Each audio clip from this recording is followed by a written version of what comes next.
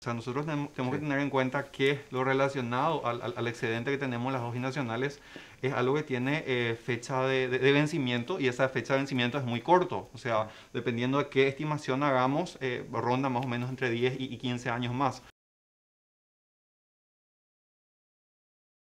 Ahí está. Hola, Cecilia. ¿Qué tal? No importa.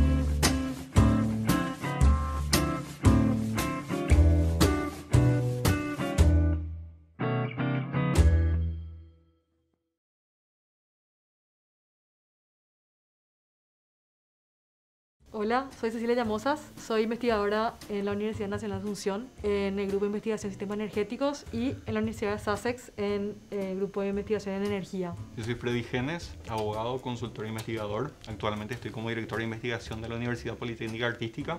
También soy profesor de FI1, Derecho 1 y de la Escuela Judicial. Yo soy Daniel Ríos, soy ingeniero electricista y trabajo en el Grupo de Investigación en Sistema Energético de la Facultad Politécnica de la UNA. Yo soy el ingeniero Axel Benítez, soy ingeniero electricista, electrónico, y actualmente un espectador más. No soy ni funcionario público ni profesor por el momento.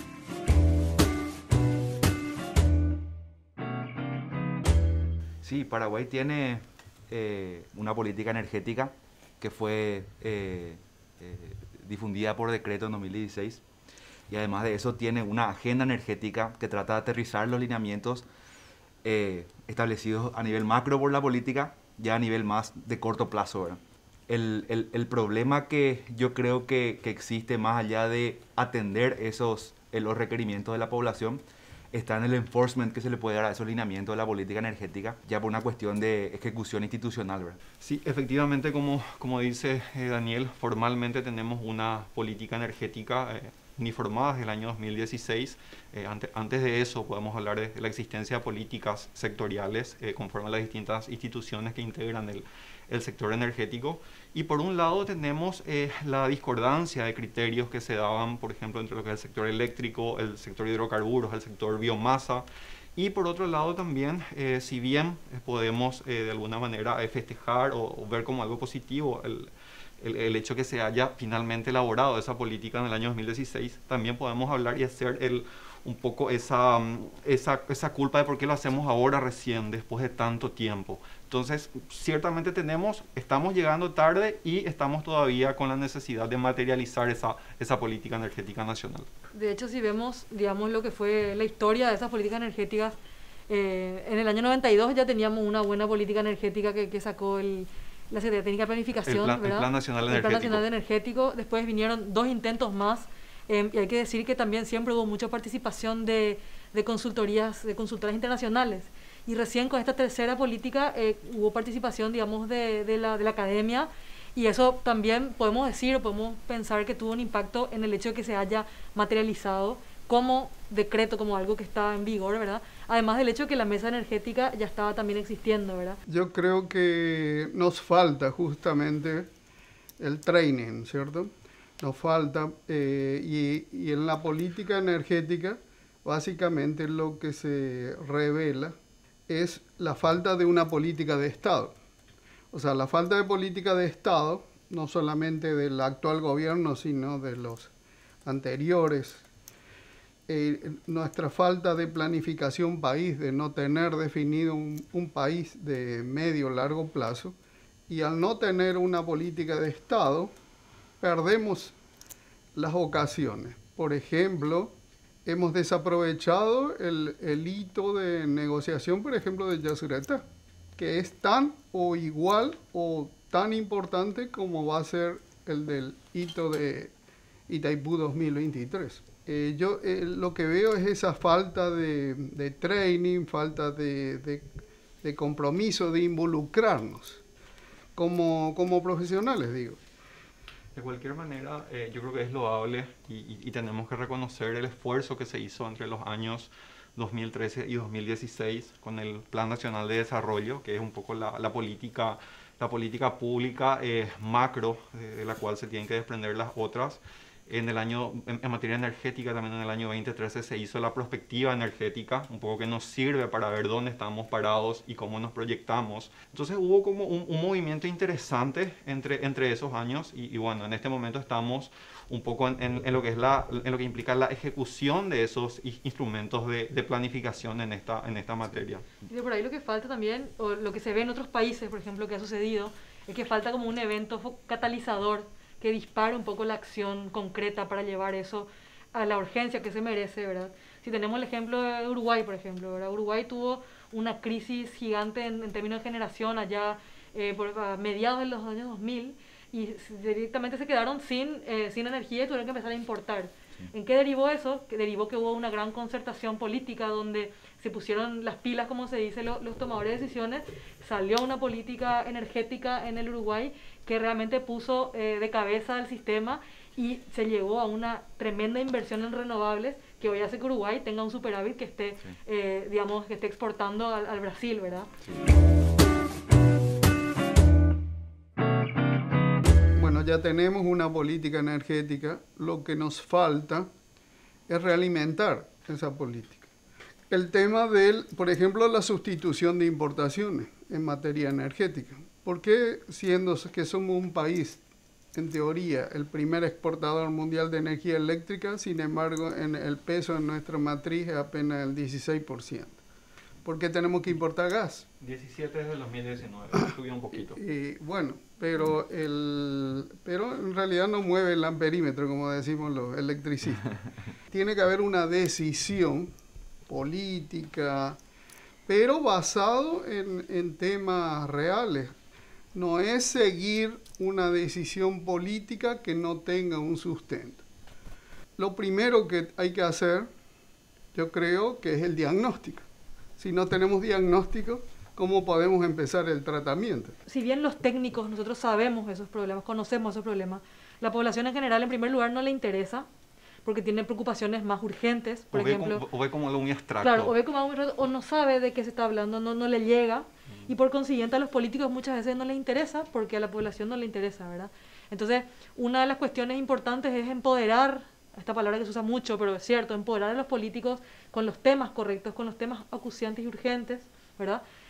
Y sobre todo empoderar a las instituciones que tienen la batuta, que no tienen fondos hoy en día. No hay plata, básicamente, para las inversiones que sabemos son urgentes. En primer lugar, yo pensaría en las personas respecto a este aprovechamiento, asegurarnos de que todos los habitantes de este país puedan utilizar la energía eléctrica, una energía eléctrica de calidad, que no estemos dependiendo de los efectos climáticos y, por supuesto, el acceso también a las otras energías. Pero sobre todo, buscar los mecanismos para aprovechar la energía eléctrica respecto a la cual en este momento tenemos el excedente, ¿no? La industrialización respecto a aquellos sectores donde esto es posible. La energía eléctrica no es tampoco una panacea, no podemos hacer una sustitución en todos los sectores. Entonces, respecto a aquellos sectores donde es posible esta sustitución, realizarlo, el sector transporte creo que sería el primero, y después establecer los mecanismos como para convertir esa energía en una industria pujante que Paraguay no la tiene. Hay otros varios condicionantes u otros factores que hay que también considerar a la hora de desarrollar estas estrategias. Por ejemplo, el marco institucional, por ejemplo, las buenas prácticas de los usuarios, ¿verdad?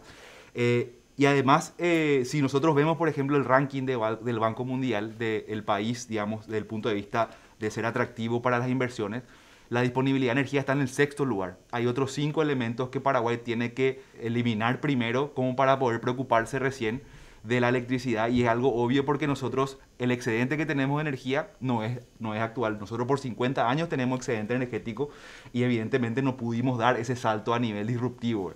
Y es algo que hablamos con nosotros con el profesor Jeffrey Sachs en marzo pasado, y él decía que básicamente para poder aprovechar la energía, en términos de los retos, para poder que esa energía se convierta en desarrollo, hace falta 3 tipos de inversiones. Inversión en infraestructura, pero luego inversión en seguridad jurídica e inversión para atraer negocios para atraer inversión. O sea, nosotros tenemos que tener en cuenta que lo relacionado al excedente que tenemos en las dos binacionales es algo que tiene fecha de vencimiento, y esa fecha de vencimiento es muy corto. O sea, dependiendo de qué estimación hagamos, ronda más o menos entre 10 y 15 años más. Ya tenemos muy poco tiempo para aprovecharlos. Lamentablemente recién ahora nos ponemos a discutir y hablar de estos temas. Bueno, ahí sobre vos lo que estás diciendo, y por eso yo hablaba de aterrizar todo lo que se habla.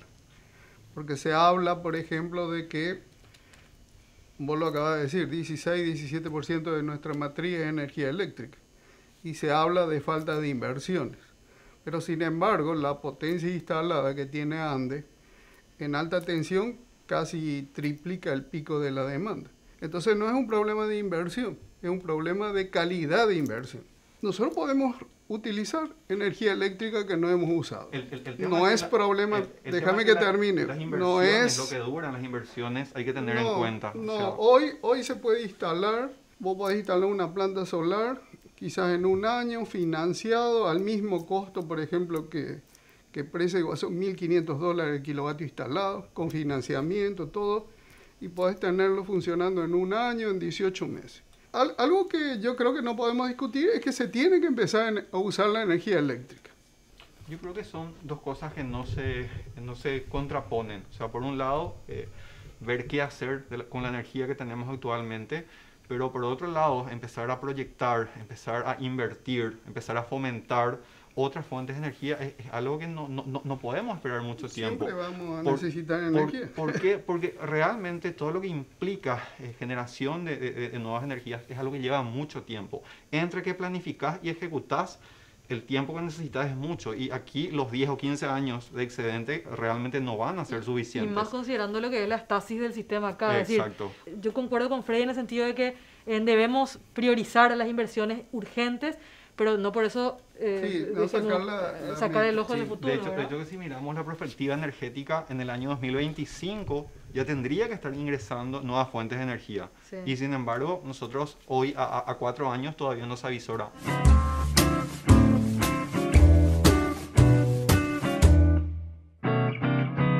Bueno, acá tocamos un tema, el tema del momento, ¿verdad? De hace un tiempo. Y es un tema que depende del cristal con que se lo mire, siempre el vaso está medio lleno o medio vacío, ¿verdad?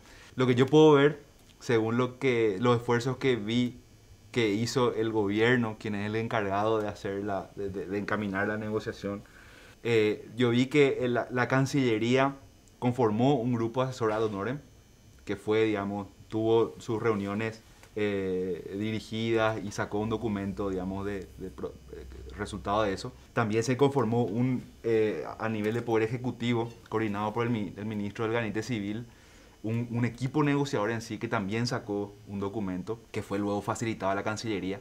También el Congreso tiene una comisión de acompañamiento, ¿verdad? Entonces, yo creo que al menos a nivel institucional, los equipos, los cuadros se están conformando. Las preguntas que están siendo abordadas, me parece a mí que son las que corresponden. En términos formales o de evidencia tangible, los pasos que se dieron fueron correctos en el sentido de que por primera vez y mucho antes de que nuestros pares, nosotros tenemos un cuadro en el cual podemos mirar y podemos, por lo menos hay un responsable por el proceso, ahí están los nombres bien identificados de quienes participan, e incluso Cancillería publicó más de 200 páginas resumiendo los trabajos, y yo creo que muy poca gente se va a tomar el trabajo de mirar, ¿verdad? Entonces, yo creo que como nunca hay material y hay lo que se llama accountability, es decir, hay a quién reclamarlo, ¿verdad? Entonces, por primera vez estamos preparados, la cancha está dibujada, como persiguiendo con la analogía del fútbol, ¿verdad? Sí. Y están también las instrucciones, en el sentido que están todas las reflexiones, las preguntas correctas, se abordaron más de 40 preguntas estratégicas en esos documentos que están publicados. ¿Habrán otras cuestiones estratégicas que tienen que haberlas en secreto? Por supuesto, ¿por qué? Porque se trata de una negociación internacional, no podemos tampoco, como decía un profesor nuestro, puede decir quién va a chutar el penal, pero no hacia qué lado va a chutar el penal, ¿verdad? Sí. No puedes estar revelando al público hacia qué lado va a chutar el penal para que estén todos contentos. Claro. Es un tema muy instalado y como dijo Daniel, es un tema del momento. También coincido plenamente en que la conformación tanto del equipo negociador por el decreto, que a su vez tiene por antecedente esa comisión asesora, como también la creación de una comisión especial de acompañamiento y seguimiento del Congreso. Me parecen instancias sumamente interesantes, pero nuevamente yo en este punto, y aquí ya hablando de una cuestión bien objetiva, hecho en falta un ministerio de energía. O sea, nuestra posición, nuestras posibilidades, si hubiésemos tenido un ministerio de energía al momento de enfrentar esta revisión del anexo C, hubiese sido diferente. Eso es por un lado. Por otro lado, una cuestión objetiva también es el hecho que así como está el tratado, nosotros tenemos que tener en cuenta que esta revisión no significa la posibilidad que cada uno de los países diga quiero esto y que el otro le tenga que dar, sino como dice su nombre, es una negociación. Entonces, así como están las cosas, la continuidad del funcionamiento de la hidroeléctrica conforme a la estructura y al diseño del Tratado de Itaipú y sus anexos, realmente le beneficia a Brasil. O sea, Paraguay es la parte más débil en esta negociación en cuanto a lo que es la estructura jurídica. Por otro lado, nosotros todavía no tenemos esa capacidad de utilizar toda la parte de ese 50% del potencial que nos corresponde. Entonces todavía dependemos de Brasil en cuanto a lo que implica esa cesión obligatoria.